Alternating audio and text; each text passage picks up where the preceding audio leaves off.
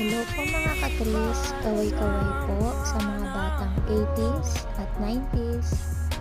Natatandaan niyo pa po ba ang mga chichirya at iba't ibang mga candy sa tindahan? Pati na rin po ang mga laruan. Yan po, nakaka-relate po ba kayo? Nagbabalik po sa alaala ninyo?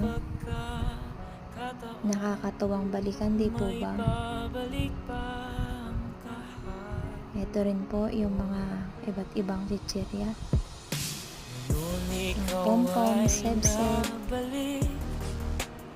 halo-halo. Kahit po sa mga panahon ngayon, meron pa rin po yan. Yan po yung mga candies.